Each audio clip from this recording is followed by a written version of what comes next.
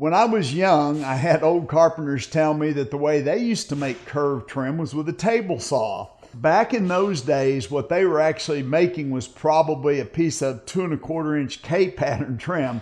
This is a little bit more complicated, but I wanted to share this because if you're patient enough, this is another way you can make a piece of curved trim without having all the special tools. What I've done is I've taken a piece of trim and I've cut layers that I think are thin enough to bend around a form and make a curve. This piece has some bend to it. I mean, I might even need to make them thinner, but what I'm trying to show here is just the concept. And what it means is I have to take 2 pieces of this though in order to make the one, because after I make this first pass through here, I'm going to lose the saw curve. First thing I've got to do is got to determine where that first cut's going to be. I'm probably going to try and cut right there where I've got that little cove piece first. So I'm just going to take the saw. Yeah, it looks good.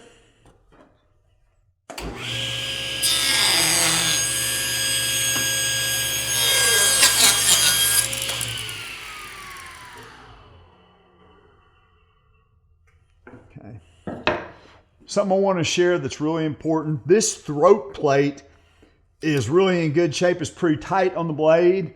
If I had a throat plate in here that maybe the saw had been pivoted a bunch and that opening was wide, this piece could get sucked down in there and it'd get really exciting. So here's a little hint. If you're going to do this, make sure you got a throat plate that's pretty tight. You can make one if you have to out of plywood or something, but you want sort of a zero insert. Okay, I need to set this piece aside, and what I've got to do is actually back this up 1/8 of an inch, which is the saw blade. Maybe a fuzz more. There we go.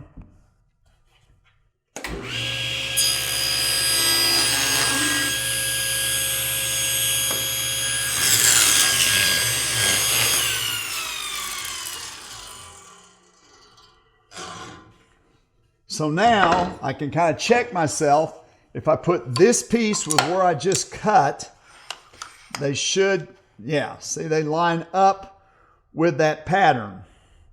So my next move is to decide I'm going to jump all the way over and cut right against this bead. That's kind of a thick piece, but I think it'll work.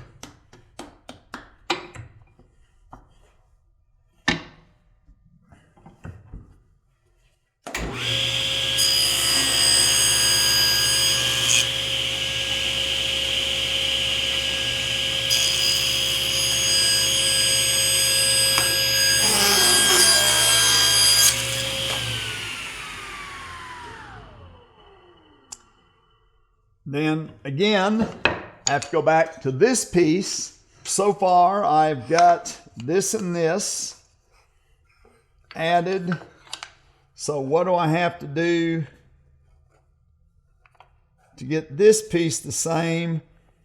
I've got to cut it off, all of this right over it against the bead, I think is where I need to be, which is basically backing it up 1/8 of an inch.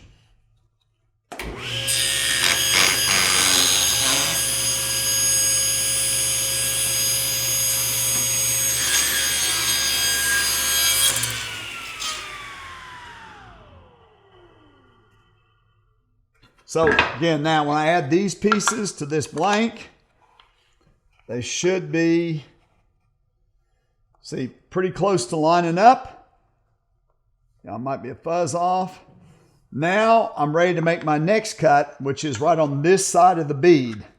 So I'm not going to keep cutting every piece, but you can see how it works. You cut the next piece you need, then you have to take the other piece of molding you're working with, move the saw back 1/8, the thickness of the blade, cut it, and then you're ready to make your next step.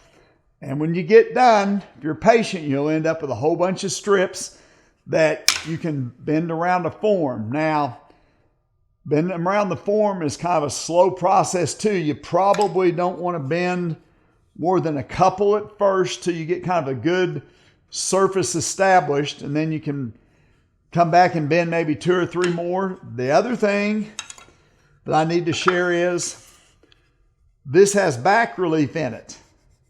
So there's two things you can do. I have seen people say, yeah, I got a thick enough edge there, and they just, before they ever start, remove the back relief so the piece of trim's flat. What you either have to do is do that, remove the back relief, and your piece of molding is going to be a little bit thinner, or else when you start putting this together, when you cut the strips there here where the back relief is, when you start bending it together around the form, you have to put some kind of a shim or something to allow for that back relief, or else they won't line up on the face. And when you get done, you're going to have a good bit of sanding. I never said it was going to be fast or easy, but I did say you can make an amazing piece of curved trim just using a table saw if you persevere.